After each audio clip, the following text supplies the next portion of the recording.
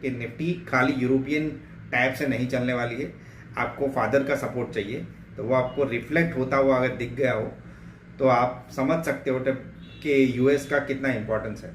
ठीक है, दूसरा पॉइंट, गोल्ड सिल्वर में क्रैक आया, क्रूड में भी क्रैक आया, निफ्टी में भी क्रैक आया, मेटल्स एंड माइनिंग के स्टॉक में भी क्रैक आया, तो सब तरफ से सेलिंग हुई है, एक जगह सेलिंग नहीं हुई है, राइट।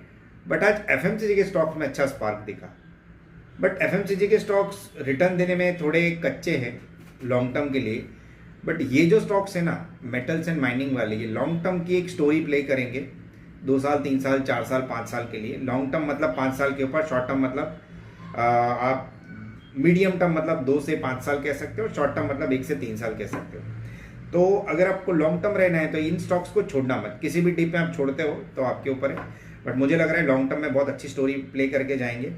निकल है, कॉपर है, जिंक है, लिथियम है, ये सारे फ्यूचर है, ठीक है ना। तो इसी के ऊपर आपको जो कुछ होगा वो इन्हीं के ऊपर होगा, क्योंकि इंडस्ट्रियल डिमांड इनके बिना चलने वाली नहीं अभी। और एक फैक्टर, निफ्टी के अंदर आपको क्या करना चाहिए, आपको आराम से देखना चाहिए बजट के बाद, 1-2 दिन बाद देखना, निफ्टी का डायरेक्शन जिस साइड लगे उस साइड आप घुस सकते हो। फिलहाल के लिए निफ्टी में अभी कोई मोमेंटम नहीं है।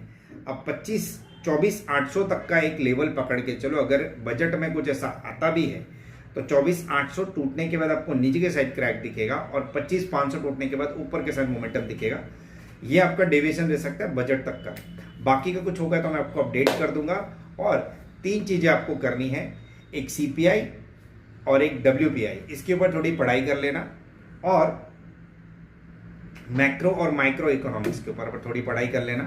कब, ये जो छुट्टियां आ रही है उसके अंदर, छुट्टियां आ रही है क्या, संडे को तो बजट है, तो हम कल के लिए पढ़ाई कर सकते हैं। 1-1.5 घंटा निकाल के थोड़ा पढ़ाई कर लोगे तो आपको आइडिया आ जाएगा।